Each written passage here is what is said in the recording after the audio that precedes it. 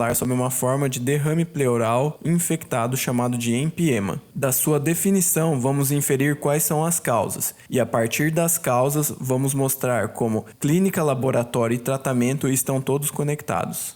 A palavra empiema deriva do grego e pode ser quebrada em duas partes. A primeira em, que significa dentro, e a segunda pion, que significa pus, ou seja, pus dentro de uma cavidade do corpo. No caso, descreveremos a cavidade pleural. Para explicarmos as causas, temos que explicar como o pus foi parar na cavidade pleural. Como o pus é composto de micro-organismos, bactérias, mais células, neutrófilos, e como as bactérias atraem neutrófilos, basta explicarmos como que os micro-organismos, as bactérias, foram parar na cavidade pleural. Vamos dividir as causas em dois grupos. No primeiro, a perda da integridade anatômica regional, com isso possibilitando a bactéria ser colocada diretamente na pleura. Isso pode acontecer com um trauma iatrogênico, por exemplo, com dreno de tórax, ou através de uma comunicação que não existia com a anatomia local, por exemplo, uma fístula esofágica após uma rotura esofágica. Já com a anatomia preservada, a formação do líquido pleural se dá através das forças de Starling, que expulsam fluido dos vasos sanguíneos para a pleura. Uma vez na pleura, esse fluido precisa ser drenado. Drenagem que acontece devido aos vasos linfáticos. Assim, temos duas vias pelas quais a bactéria pode viajar pelo corpo e chegar até a pleura. A primeira dos vasos sanguíneos, hematogênica, e a segunda dos vasos linfáticos, a via linfática. E por fim, a via mais importante de todas, responsável por 60% dos casos, que é a via aérea, através do qual as bactérias chegam até o alvéolo, instalando um processo de pneumonia. As bactérias que chegaram por essa última via podem ser de diversos grupos, e de uma maneira geral temos os gram-positivos, do qual o maior representante é o Streptococcus, com 52%, e o Staphylococcus aureus, com 10%. Ou elas podem ser do grupo dos gram-negativos, como as enterobacteriáceas, com 8%, ou os anaeróbios, com 20%. Os gram-positivos têm o ácido lipoteicoico que ativa o Toll-like receptor 2, e os gram-negativos têm os lipopolissacarídeos que ativam o Toll-like receptor 4. A partir daí a história é a mesma, pois as duas vias ativam o fator NF-kappa-beta.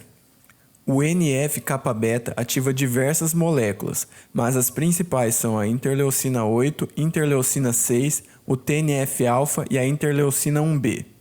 A interleucina 1b, 6 e o TNF-alfa estimulam o aumento da produção da COX-2, que por consequência aumenta a prostaglandina E2. O aumento da prostaglandina E2 na área hipotalâmica pré-ótica mediana promove o aumento do set point corporal e o corpo reage a isso promovendo a febre. A prostaglandina na região pleural promove a sensibilização das terminações nervosas. Os neurônios sensibilizados interpretam o movimento de respiração como dor, explicando assim o padrão de dor que varia conforme a respiração, ou dor pleurítica.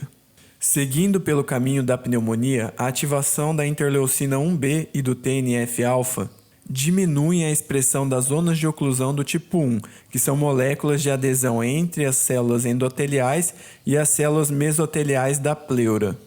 No endotélio abre-se espaço para que se extravase líquido cheio de proteína, chamado de exudato, e esse pode alcançar a pleura devido também à abertura dessas zonas de oclusão, promovendo assim o aumento de proteínas no líquido pleural. A essa etapa chamamos de primeira fase, o derrame parapneumônico ou metapneumônico, que significa que é um aumento de fluido no espaço pleural acompanhando a pneumonia, em 20 a 50% dos casos.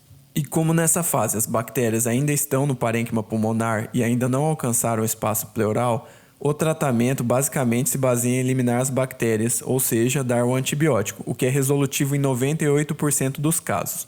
Porém, se nada for feito, em 24 a 48 horas, cerca de 10% das bactérias podem atingir o espaço pleural num processo chamado de translocação devido às aberturas das zonas de oclusão do tipo 1 no mesotélio. Quando as bactérias atingem o espaço pleural, elas continuam a estimular o fator NF-kappa-beta, que produz a interleucina 8, e a interleucina 8 é responsável por atrair neutrófilos até esse espaço. Da junção de neutrófilos mais bactérias, temos a formação de pus, ou seja, já estamos na fase do empiema. Os dois tipos celulares presentes no pus são capazes de consumir glicose e converter em piruvato pelo processo de glicólise, e, posteriormente, converter o piruvato em ácido lático pelo processo de fermentação lática.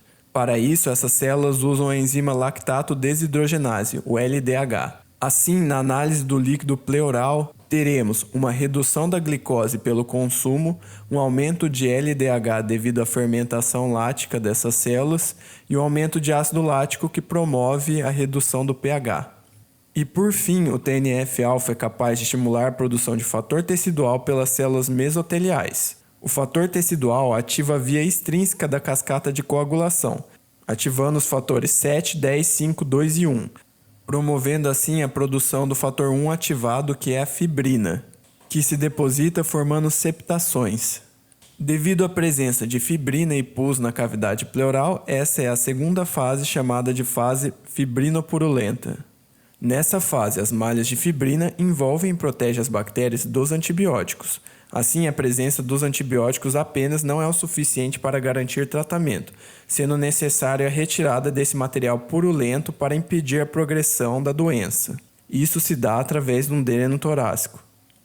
Se o tratamento não é bem sucedido na fase 2, em 5 a 6 semanas esse processo inflamatório ocasionado pela infecção vai levar a um processo cicatricial. A interleucina 1B do processo inflamatório leva a um aumento de TGF-beta.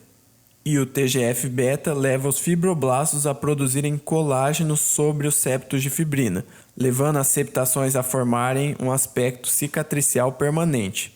Essas septações, por sua vez, dificultam o processo de expansão pulmonar, promovendo uma forma de doença restritiva.